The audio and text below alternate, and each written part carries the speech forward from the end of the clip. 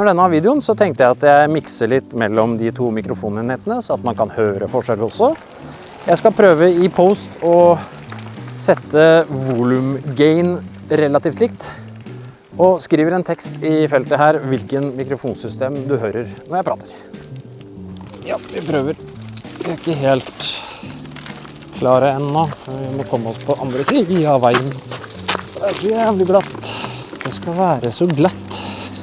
Ja, jeg tror vi har lyd på alle enhetene nå. Er den på? Ja. Ja, det er alt for lyst. Kan vi ta shutterspeeden enda ned da, eller? Mye rigging bare for å ta en liten test, men jeg tenkte å lage en liten episode om lyd. Jeg har tidligere hatt A6000, og den hadde jo ikke mic input. Så da var min tidligere løsning å bruke mobilen og en overgang og en myggmic, eller den vanlige headsetet du har til telefon. Og det funket egentlig ganske greit, men det fører jo til at man må legge på lyd separat i et redigeringsprogram etterpå. Ikke det at det er noe problem med gode redigeringsprogrammer i dag, fordi det gjøres jo nesten automatisk, men ja, ønsket var i hvert fall å få lydspor direkte på videofila. Og jeg ville gjerne ha trådløs, og da var det ikke veldig mange alternativer, men vi hadde jo Sony sin, les navn her, jeg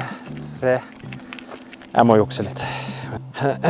Sony ECM-W2BT, og det fungerer veldig bra, fordi den setter man rett på, altså hotshoen til kamera, og du har en liten sånn trådløs sender, og den gjør at lyd kommer rett på videosporet. Det funket kjempefint.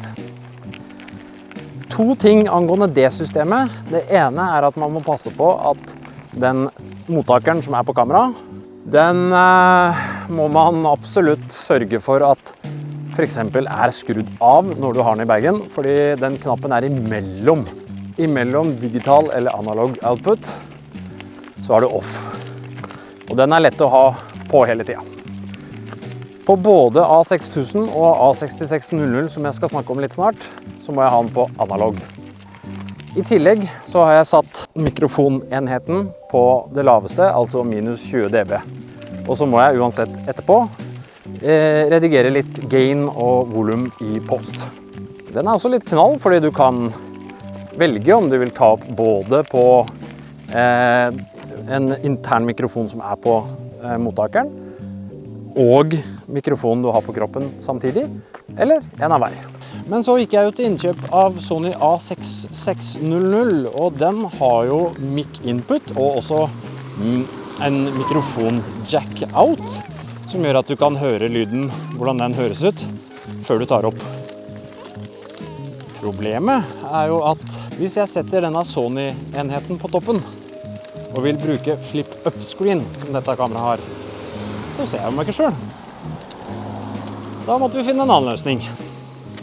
Derfor ble det røde Wireless Go 2.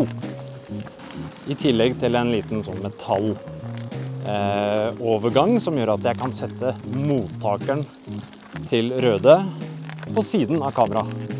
Og når jeg da har flip-up screen, så ser jeg meg selv. Røde Wireless Go 2, det har jack utgang fra mottakeren og jack inngang til kamera. Det er egentlig greit. Det blir litt klumpete, men det får gå. For noen versjoner siden så var røde veldig buggete. Det var tregt å koble opp til PC-en. Det hang veldig. Og knappene på det systemet her bør man pugge litt.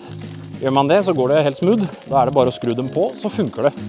Litt fikling for å få det perfekt, og uansett må jeg redigere litt i post.